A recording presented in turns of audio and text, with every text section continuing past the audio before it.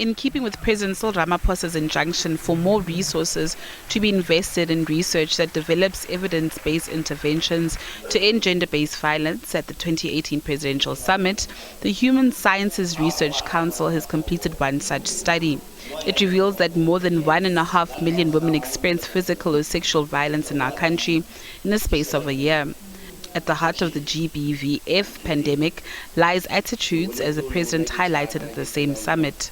Young men must be taught that women are not their footballs. This is where young men must be taught to respect women. And this is where we must inculcate in the heads and the minds of our young men that violence against women is unacceptable. The Department of Basic Education needs to complete its curriculum transformation program. Gender activist and executive director of Callus Foundation, Caroline Peters, agrees that it is all about socialization and catching them young.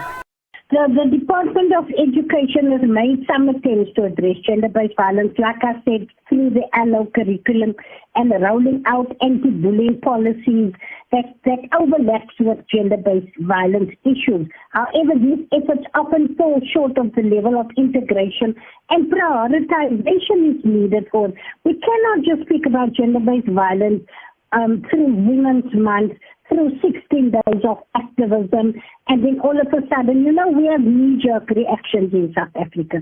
So one of our challenges the main challenge is the lack of coherent national strategy that ensures gender-based violence education is a core component of the curriculum across all subjects and grades.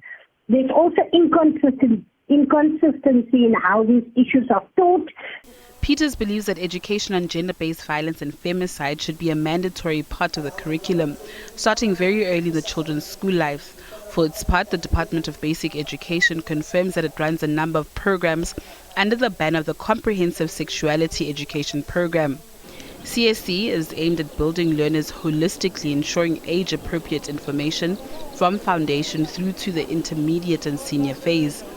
Teachers are taken through scripted lesson plans from grade 4 to 12 to provide them with the tools required. For us, we don't even want to say boy or a girl. We say learners, because we know for a fact that even if you are a boy, even if you are a girl, there are particular issues that you have to deal with as a boy child, right? There are particular issues that you need to be capacitated and to understand because you are a boy, because you are a girl, right? So we really not differentiate, for a lack of a better word. We just capacitate learners as learners in the schooling system. She further adds the strategic plan adopted in 2018 at the Presidential Summit has gone a long way in coordinating efforts of various sectors. We are also a department that responds to the National Strategic Plan on Gender-Based Violence and Femicide. It's one of the key Bible, I say Bible in inverted commas, for us as a country of how we respond. And it is as a result of the first summit on GBV in the country. And within that NSP, we do have pillars. And pillar that the Department of Basic Education is really key on is pillar around prevention for obvious reasons, because we need to teach our children. We need to support them. We need to ensure that communities where they are also being supportive to ensure that they are protected against all the social ills. Natasha Peter, SABC News, Johannesburg.